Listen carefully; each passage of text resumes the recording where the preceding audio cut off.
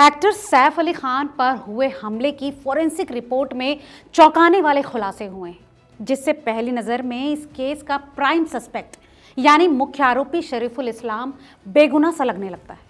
हर बार इस केस में कोई नई बात निकल कर आती है, जिससे हर गुजरते दिन के साथ केस की गुत्थी कहीं ना कहीं उलझती जा रही है।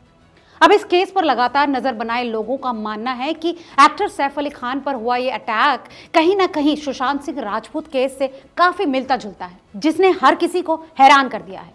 पूरे मामले में 5 बड़े सवालों ने पुलिस की जांच में बड़े झोल की तरफ संकेत किए हैं। नमस्कार, आप देख रहे हैं रिपोर्टर जी और मैं हूं लता।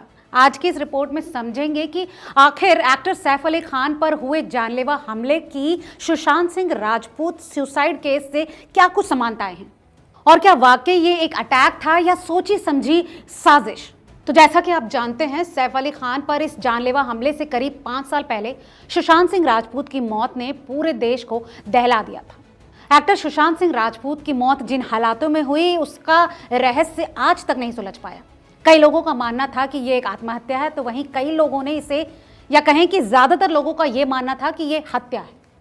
दिवंगत एक्टर के केस की जांच सीबीआई को दे दी गई, वहीं 5 अलग अलग एजेंसियों ने भी इसकी जांच की, मगर अब तक ये बात साफ नहीं हुई कि ये मर्डर था या खुदकुशी। वहीं अगर सुशांत सिंह राजपूत केस की सैफ अली खान पर हुए हमले से तुलना करें तो दोनों मामलों में ही बड़ी समानताएं दिखती हैं। दोनों केस बॉलीवुड के बड़े स्टार्स से जुड़े हैं। दोनों मामलों में ही महाराष्ट्र की राजनीति खूब गरमाई। दोनों ही मामलों में पक्ष और विपक्ष के नेताओं ने अलग अलग टिप्पणियां दी और इन मामलों को इस्तेमाल करते हुए एक दूसरे पर खूब जमकर कीचड़ उछाला।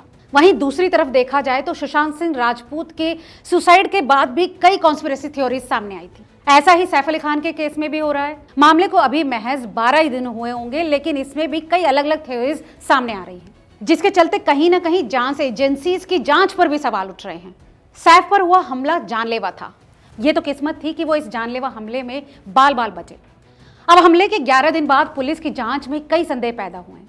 हालांकि इस हमले के तुरंत बाद मुंबई पुलिस गुनहगार की तलाश में जुट गई, मगर अलग अलग नेताओं ने इस जांच पर लगातार सवाल उठाए। वहीं दूसरी तरफ देखा जाए तो पुलिस जिस आरोपी को मुख्य आरोपी की तरह पेश कर रही है, उसकी फोरेंसिक रिपोर्ट हमलावर से मैच नहीं कर रही, जिससे कि इस पूरे के पूरे मामले में एक नया मोड़ आ गया।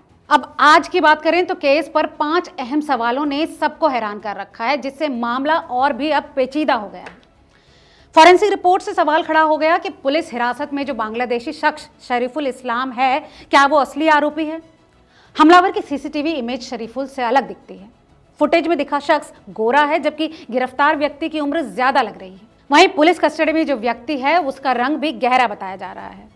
अब इस हमले के बाद शरीफुल दूसरे राज्य में भागने के बजाय ठाणे में छुपा हुआ था। यह अपने आप में एक सवाल खड़ा करता है। इसके अलावा सैफ जिस बिल्डिंग में रहते हैं, वहां हाई सिक्योरिटी जोन है, वहां अंदर और बाहर सीसीटीवी लगे हैं। दूसरा, सैफ के फ्लैट में घुसने के लिए बायोमेट्रिक स्कैन है। लोगों को पुलिस के इस दावे पर भी शक हो रहा है कि शरीफुल बिल्डिंग में डक्ट के जरिए चढ़ा और वो बाथरूम की खिड़की के जरिए घर में घुसा होगा। वहीं शरीफुल ने अपने बयान में कहा था कि वो नहीं जानता था कि ये सैफ का घर है। फिर उसने क्यों 11वें फ्लोर पर ही चढ़ना जरूरी समझा, जबकि वो नीचे वाले फ्लैट में भी घुस सकता था। अब वहीं पीछे पलटकर सुशांत सिंह मामले को देखें तो उसमें भी कई थ्योरीज सामने आई थी। शुरुआती नजर में ये एक सुसाइड का मामला लगा था, क्योंकि सुशांत सिंह राजपूत जिस कमरे में थे, या कहें कि उनका शव जिस कमरे से मिला था, उस कमरे का दरवाजा अंदर से बंद था। इसके बाद एक नई थ्योरी निकल कर आई थी, जिसके मुताबिक एक नौकर उसको दरवाजा बंद करने से पहले जूस का एक ग्लास देकर आया था। तो कई लोगों का यह मानना था कि उस जूस में कुछ ऐसा था जिसके पीने के बाद सुशांत सिंह की मौत हो गई और जिसके बाद ये पूरा आत्महत्या का सांग रचा गया। इन सब खुलासों के बाद कहीं ना कहीं शक की सुई जो थी, वो घर के नौकरों पर और रिया चक्रवर्ती पर जाकर अटक गई थी। खैर, ये तो जग जाहिर है कि सीबीआई की जांच के बाद भी आज तक इस रहस्य को कोई नहीं सुलझा पाया। सुशांत सिंह राजपूत के फैंस इस बात को कबूल नहीं कर रहे हैं कि सुशांत सिंह राजपूत ने आत्महत्या की थी। वहीं बात सैफ अली खान के मामले की करें तो सैफ की पत्नी करीना ने बयान दिया था कि हमलावर ने ज्वेलरी को हाथ तक नहीं लगाया, जबकि वो उसके काफी नजदीक ही रखी थी। उसने खाली हाथ भागने से पहले नौकरानी को चाकू से डराकर 1 करोड़ रुपए की डिमांड की थी। तो इस मामले पर मनी कंट्रोल में छपी एक रिपोर्ट की माने तो हमलावर सीसीटीवी फुटेज में सीढ़ियों के रास्ते बड़े आराम से उतरता दिखा। इस बात से लोग हैरान थे कि ये सिर्फ चोरी का मामला है या कहानी कुछ और है। वहीं दूसरी तरफ सैफ अली खान की नौकरानी ने शुरुआती पूछताछ में यह बताया था कि हमलावर ने हेक्साब्लेड का इस्तेमाल किया था। लेकिन सैफ के जख्म चाकू के हमले के बताए गए।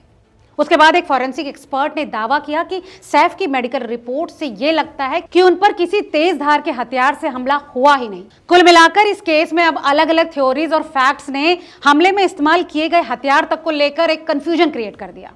इस मामले में यह बात सामने आई थी कि सैफ अली खान पर 6 बार चाकुओं से हमला किया गया, जिनमें से 2 घाव काफी गहरे बताए गए। मगर जिस तरह से वो सर्जरी के महज 4 दिन बाद ही अस्पताल से हीरो की तरह और एकदम चमचमाते कपड़ों में बाहर आए, बिल्कुल ठीक ठाक चलते हुए अपने पैरों पर, तो लोगों की शक की जो सुई है वो एक बार फिर से घूमी। लोगों का ये सवाल था कि इतने गहरे जख्मों के बाद और 2-2 सर्जरीज बताई गई थी कि उनकी 2-2 सर्जरीज की गई थी, उसके बाद कोई इंसान इतना हट्टा कट्टा चलता फिरता एकदम जैसे कोई कहीं वो घूमने गए हों, इस तरह से वापस कैसे आ सकता है अस्पताल से। वहीं अगर इस केस को सुशांत सिंह राजपूत के मर्डर मिस्ट्री से कंपेयर करें तो उनके भी कई वीडियोस बाद में सामने आए थे जिनमें कहीं ना कहीं उनकी मानसिक हालत ठीक नहीं दिखाई जा रही थी।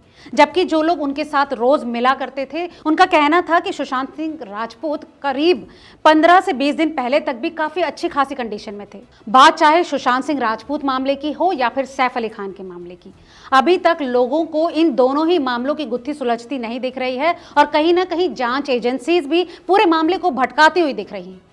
इस बारे में आपकी क्या राय है, हमें कमेंट करके जरूर बताएं और ऐसी तमाम और अपडेट्स के लिए देखते रहिए रिपोर्टर जी।